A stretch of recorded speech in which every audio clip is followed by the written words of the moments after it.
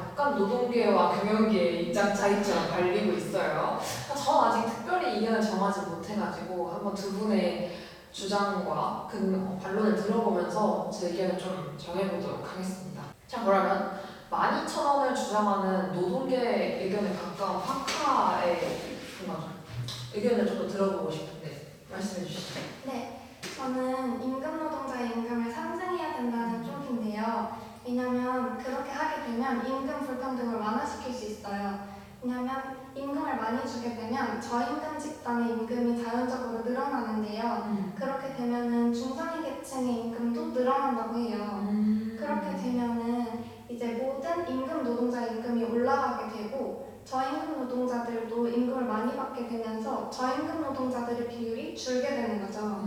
이렇게 되면 소득 불평등 완화를 촉진할 수 있기 때문에 저는 임금이 인상되어야 한다고 생각합니다. 전체 임금자의 이제 시간당 임금이 상승하는 거는 어느 정도 인지가 됐는데 사실 저는 이제 시간당 임금이 증가한다는 것과 또 다른 관점으로 사실 전체적으로 따져봤을 때 임금 자체는 늘어날 수 있는데 이제 기본적으로 우리가 이 노동을 하기 위해서는 고용을 당해야 되잖아요. 근데 고용을 받는 입장에서 고용 자체가 이제 무너지게 되면 시간당 임금이 이게 관련성이 없어질 것 같아서 임금 노동자 이 통계를 봤을 때 사실 이 통계에는 임금 노동자의 시간당 임금이 들어있지만 전체 노동자가 얼마나 많아졌고 줄어들었나에 대한 통계는 없는 것 같아서 사실 이렇게 시간당 임금이 증가하더라도 노동자 수가 고용자가 이제 적게 고용하는 바람에 노동자 수가 줄어들게 되면 이 시간당 임금의 가치가 있어지는 거에 대한 궁금증이 생겼거든요.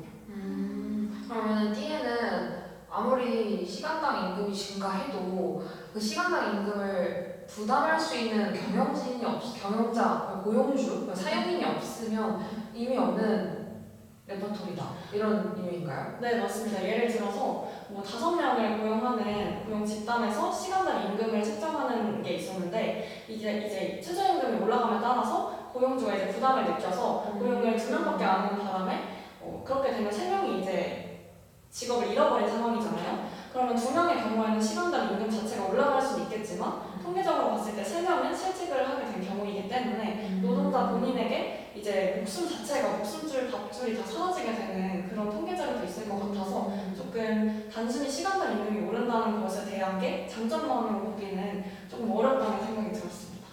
근데 이제 물가가 계속 오르고 있고 최저임금이 오르락 내리락 하다 보면은 이 경기에도 영향이 상당히 미칠 것 같은데 두 분은 경기에 대해서는 어떻게 생각하시는지, 경기에 어떤 영향을 미칠 거라고 보세요? 사실 이제 최저임금이 올라가면 뭔가 경기가 매우 활성화된다는 인식을 갖고 계시는 게 있는 것 같은데 이제 저는 이게 좀 편협한 시각이라고 생각을 하거든요. 사실 어떻게 보면 극단적으로 내수 경제만을 고려한 최저임금 인상 정책이 관련이 있다고 생각을 하는데 이제 사회 전반적으로 경기가 좀 악화되어 있는 상황이잖아요. 우리가 물가도 많이 오르고 근데 이제 이 상황에서 최저임금까지 올리게 되면 직원에게 월급을 많이 이제 제공해야 하는 경영진이나 아무래도 사업자의 경우에는 좀 큰 부담이 생길 수 있다고 생각을 해요. 그래서 이제 이렇게 최저임금이 인상되면 제가 앞서 말씀드렸던 사업체나 기업 같은 경우에서 노동자를 이제 고용하는 걸 줄이면서 이제 어떻게 보면 실직을 만드는 상황을 이룰 수밖에 없는 오히려 악화된 상황을 만들어낼 수 있다고 생각을 하는데 그렇습니다. 그쵸. 근데 최저임금을 올렸을 때 경기가 활성될 수 있다는 주장, 찬성 측의 주장 중에 하나일 것 같은데 좀 더 구체적으로 들려주실 수 있을지. 네, 아까 말씀드렸던 것처럼 최저임금이 늘어나게 되면은 사람들이 이제 심리적으로도 안정감을 갖게 되면서 소비를 더 많이 하게 되거든요.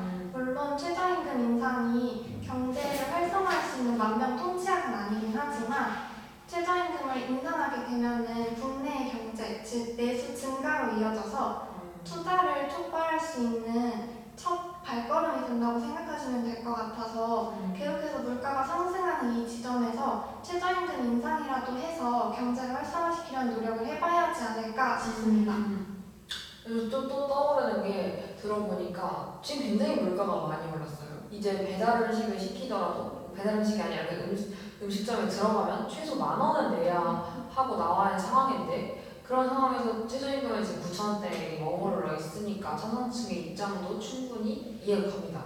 소비를 촉진하려면 그만큼 돈을 더 많이 풀어야겠죠. 당연히 일인 것 같긴 한데 그만큼 돈을 많이 풀면 또 발생하는 문제가 있잖아요. 맞아요. 뭐가 있죠?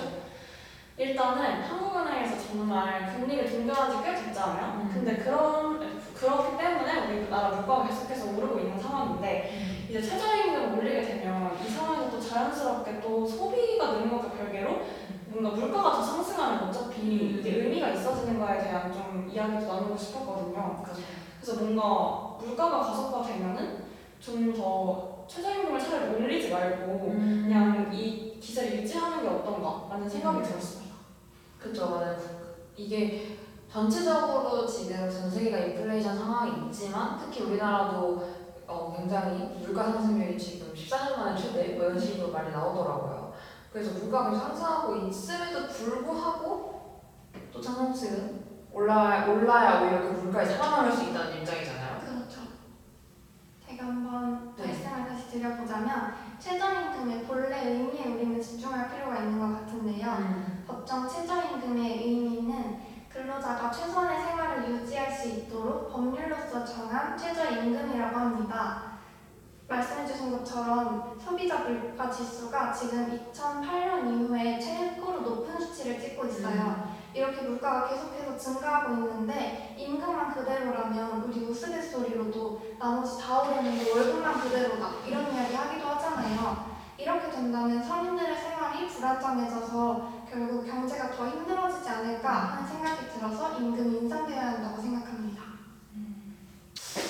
물가 얘기가 계속 나오고 있어요. 왜냐면 물가가 지금 전 체감을 어디서 하냐면 바나나 우유. 바나나 우유? 네. 근데 이제 1,000몇백 원 되죠? 1,700원? 1,700원? 네, 1,700원이에요. 바나나 우유 사 먹으려면 1,700원이 있어야 돼요. 아니 이게 말이 되나? 원래 한 4년 전? 4년 전은 1,200원 맞아요. 같은데 맞아요. 그래서 편의점에서 1,700원이길래 안 사 먹게 되더라고요. 그래서 물가가 굉장히 오르고 있는데 또 물가를 잡기 위해서 물가 상승 압력을 잡기 위해서 이제 금리를 올리잖아요. 앞으로 정부 정책에서도 되게 인상되는 것들도 많고 오히려 약간 소비를 할 수밖에 없는 이유들이 계속 종종 생기더라고요. 하반기에 이제 대중교통 요금 되게 올라죠. 네.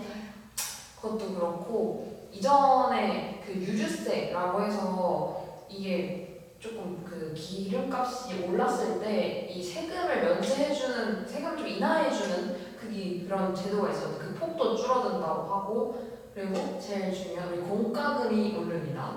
그래서 전기세도 물값도 수도세도 다 수도세도 아닌가? 아무튼 전기가 올라요. 전기가스요금이 오르기 때문에 이미 새로운 인플레이션 압력이 예고되어 있다라는 시각이 있더라고요. 그 한국은행에서 발표한 자료에 따르면 그렇습니다. 파카 어떻게 생각해요? 이런 이야기를 듣고도 유지해야 한다? 저는 그럼에도 인상을 하는 게 조금 좋지 않을까 하는 생각이 드는 게 이거는 장기적으로 보았을 때 장기적으로 계속해서 금리도 유지되고 똑같았을 때를 가정하는 건데 사실 상황이 어떻게 변할지 그쵸. 모르잖아요. 그리고 노동자 입장에서는 한 달 그 월세 내는 것도 힘들고 다 힘들 수 있는데 그렇게 장기적으로 봤을 때 좀 생활이 어렵지 않을까 하는 생각도 들고요. 그리고 해외 국가를 예로 들어보면은 물가 상승이 계속되니까 미국이랑 뉴질랜드에서는 실제로 최저임금을 올려서 그거에 대비했단 말, 경제 충격에 대비했단 말이에요. 그래서 그런 사례를 봤을 때 우리도 최저임금을 인상하는 게 좋지 않을까 하는 입장입니다. 이제 실제로 현재 지금 최저임금이 9,620원이잖아요. 그렇죠. 근데 이렇게 최저임금을 맞춰놓은 상태에서 이제 실제로 현장 시장 조사를 나갔더니 많은 업종에서 특히 이제 서비스업 직종에서 최저임금을 지키지 않는 경우가 많이 적발이 됐다고 해요. 근데 사실 이렇게 지금 유지하고 있는 상황에서도 소폭 인상을 한 거잖아요, 전년에 비해서.